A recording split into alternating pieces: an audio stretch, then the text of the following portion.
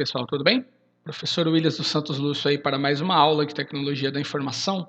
E o tema hoje são as ferramentas de gerenciamento empresarial para indicadores de desempenho, né? Conhecidos aí muito como KPI ou Key Performance Indicators, indicadores chaves de desempenho. Vou mostrar alguns modelinhos aí de KPIs no Excel, né? E alguns modelinhos específicos de KPIs na logística, correto? Então, os tópicos abordados serão esses tópicos de indicadores de desempenho que podem ser utilizados aí em qualquer processo dentro da minha organização, em qualquer tipo de atividade. Primeiro, entender o que é um indicador de desempenho, né? Um medidor de desempenho, conforme a literatura. A gente tem que entender que para oferecer melhores serviços aos clientes, nós temos que medir os nossos serviços. E é nesta hora que entram os indicadores de desempenho, né? Tem que fazer uma autoavaliação de como eu estou executando ali as minhas atividades. Então, esses medidores de desempenho são métricas que quantificam sua performance de acordo com os objetivos da organização. A sigla KPI vem do inglês, né? E basicamente dentro das empresas eu tenho diversos processos, diversas atividades e muitas vezes eu não tenho mão de obra suficiente para criar indicadores em todas as atividades. Eu não tenho um analista de desempenho e eu acabo colocando em cada departamento um ou dois indicadores que impactam diretamente no processo final. Então, esses indicadores chaves, né, de cada processo são chamados KPIs, indicadores chaves de desempenho. Logo mais eu vou mostrar aí alguns desses para vocês.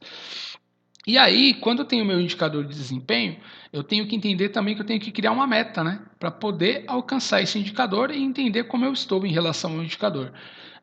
E pensar também como será o acompanhamento dessa meta e desse indicador. Eu vou fazer isso diariamente, semanalmente, né? Enfim, trimestralmente. Qual será a periodicidade da análise? Eu tenho que entender também que a meta, depois de criada, ela tem que ser mensurável, específica, temporal, alcançável e significativa. Vou explicar para vocês basicamente o que são esses cinco conceitos, cinco características de uma meta. A meta tem que ser mensurável, né? Isso porque eu preciso estipular um número para ter uma referência de onde eu quero chegar. Ou seja, no meu processo de entrega, eu quero ter 95% de assertividade, então ela tem que ser mensurável, eu tenho que ter um número para saber aonde eu quero chegar, onde eu estou e aonde eu quero chegar. Ela tem que ser específica, ou seja, deve ser determinado o que desejamos com a realização da nossa meta. Ou seja, com o alcance dessa meta de redução de erros na expedição, eu quero alcançar mais clientes ao longo desse ano. Quero aumentar o meu número de clientes, o número de entregas que eu consigo realizar por dia, por mês ou por ano. Temporal, né? Essa característica, como eu já falei anteriormente, ela diz respeito à periodicidade, né, de medição dessa meta. Se eu vou fazer isso diariamente, semanalmente ou mensalmente. Tem empresa que faz isso em cada turno, né? Metas por turno. E eu também tenho que entender que eu não vou alcançar, né, o meu objetivo tão rápido, né? Eu tenho que ir fazendo, subindo aos poucos, né? Hoje eu alcanço 93%, amanhã 95%, até eu chegar no melhor desempenho possível, correto? Então, ela é temporal. Alcançável, né? Eu tenho que ter o passo a passo do que eu preciso para concretizar essa meta. Então, não adianta só eu criar a meta, né, específica, por exemplo, para reduzir os atrasos nas entregas, na minha expedição, mas não criar um passo a passo de como realizar essas atividades. Então, vou ter que criar também instruções de trabalhos para a equipe da expedição, para entender, né, como eles fazem o processo, o porquê que acontecem atrasos, descobrir os problemas raízes, isso com as ferramentas de qualidade, diagrama de Chikawa, enfim, várias outras ferramentas, e aí sim eu consigo alcançar minha meta.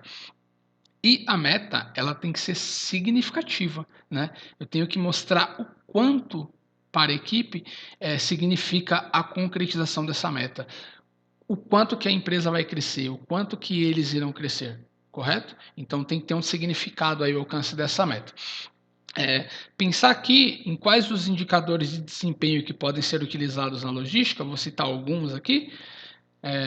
Basicamente, ó, eu posso fazer um indicador de taxa de atendimento do pedido, né, que vai avaliar o percentual de pedidos atendidos, né, aos clientes. Isso é uma equação entre pedidos integralmente atendidos dividido pelo total de pedidos expedidos e multiplicando por 100 para tornar isso um número percentual. Percentual de entregas no prazo. Ó. Então eu posso medir o percentual de entregas realizadas no prazo acordado com o cliente. Como que eu faço isso? Eu vou pegar a quantidade de entregas que eu fiz no prazo e dividir pelo total de entregas que eu efetivamente realizei e multiplicar por 100. Então eu vou ter uma relação, digamos que de 100 entregas que eu tinha no total, 90 eu entreguei no prazo. Ou seja, eu vou ter aí um nível de 90% de percentual de entregas no prazo. Se eu quiser chegar a 95% de entregas no prazo, eu vou ter que trilhar esse caminho, né? Criar todas as ferramentas para chegar nesse percentual aí mais alto. A curacidade do inventário. Né? Eu faço o cálculo do meu estoque físico para comparar com o virtual e preciso avaliar a curacidade. Né? Então, eu posso verificar o meu estoque físico atual, total de itens que eu tenho, dividir pelo que está registrado no sistema e multiplicar por 100. Eu vou ter um percentual. Então, digamos que eu contei lá 900 itens, né, fisicamente. E o meu sistema consta que era para ter 1000 itens, né? 1000 peças, 1000 caixas. Então eu tive uma curacidade de 90%, correto? Eu quero aumentar a minha curacidade? Sim, né? As empresas normalmente trabalham aí com um índice de 95%. Então eu vou ter também que procurar as causas, né, dessa falta de acuracidade aqui. Está sendo extraviado, se o material está sendo avariado no meu estoque, se os conferentes estão mandando material a mais para os clientes ou a menos. Então tem que avaliar. Utilização da capacidade de estocagem, ó, mais um indicador. Né? E uma empresa de armazenagem, de logística, ganha dinheiro alugando seu espaço. Né? Então, quanto mais eu usar o meu espaço de uma forma adequada, mais dinheiro vai entrar. Então, ó, mede a utilização volumétrica do meu armazém. Então, eu vou pegar a ocupação atual, digamos que eu tenho 500 posições pallets ocupadas, certo? E a capacidade total de armazenagem que eu tenho. Digamos que a minha capacidade de armazenagem seja para 1000 pallets, certo?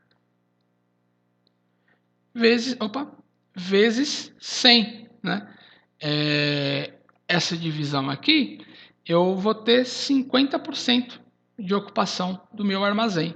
Isso é um número bom? Não, né? Pensando que a empresa ganha dinheiro alugando espaço, o ideal é que esteja pelo menos 90% aí ocupado, 90, 95, né? Então é mais um indicador. Utilização de equipamentos de movimentação, ó, outro indicador, né? Eu posso pegar e medir a utilização dos meus equipamentos disponíveis na operação.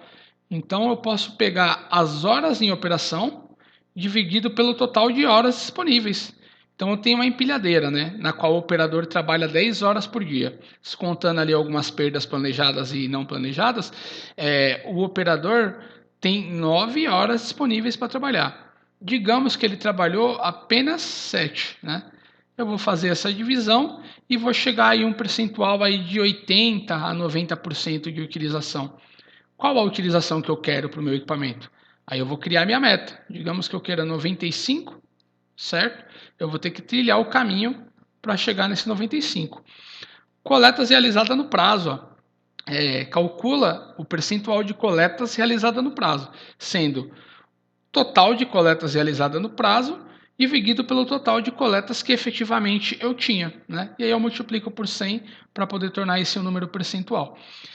Se vocês perceberem, praticamente todos os indicadores é uma equação do que eu tinha planejado com o que eu executei, né? Planejado aqui, ó, e aqui o executado.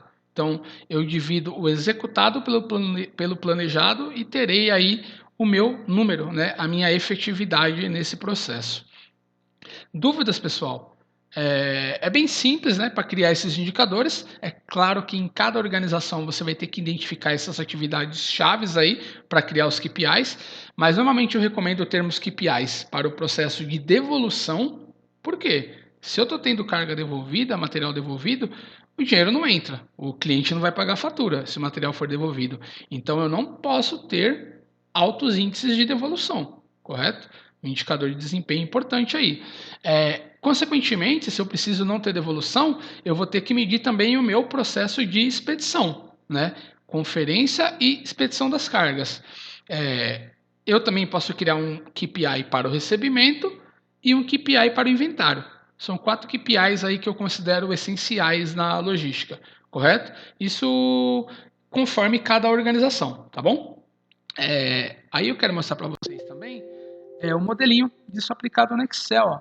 Vamos lá. Aqui eu tenho uma planilhinha básica aí com alguns KPIs. Ó.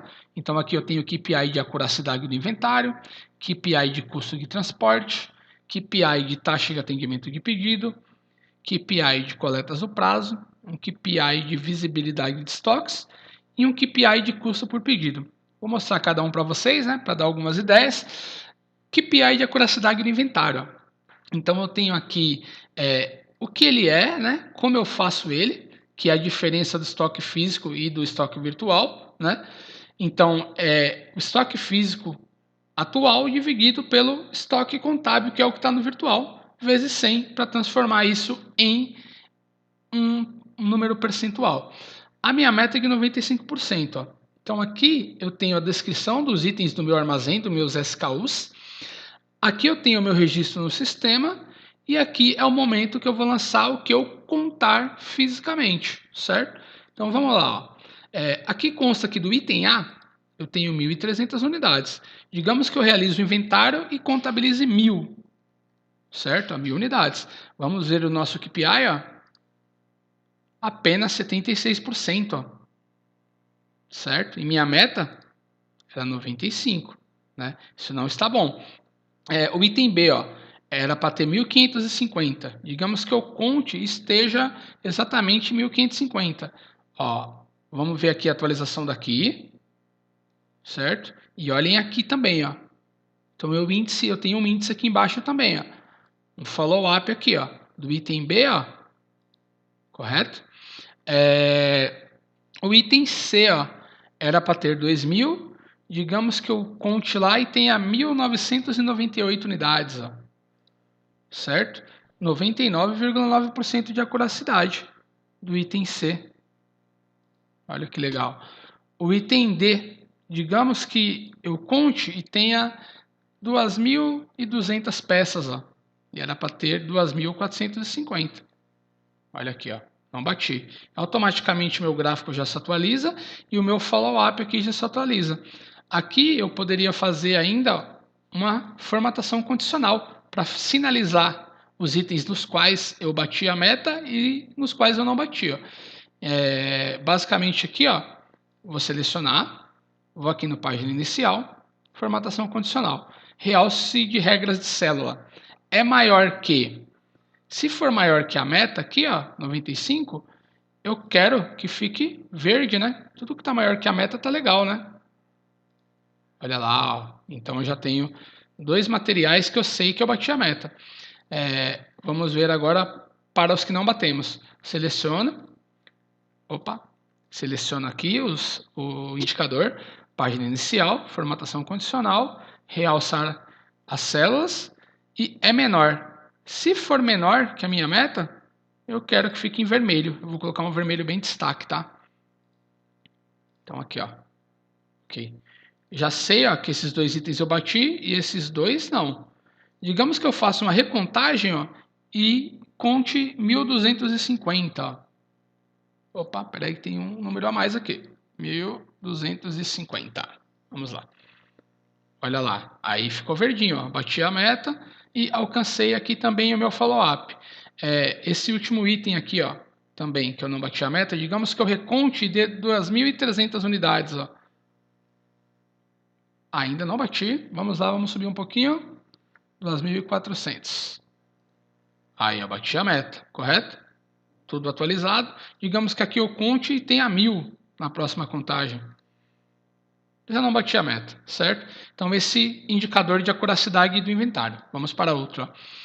KPI de custo de transporte, né? Indicador de desempenho de custo de transporte. Então eu tenho o que eu lucrei com as minhas vendas totais e tenho o que eu gastei de transporte no mês de setembro, né?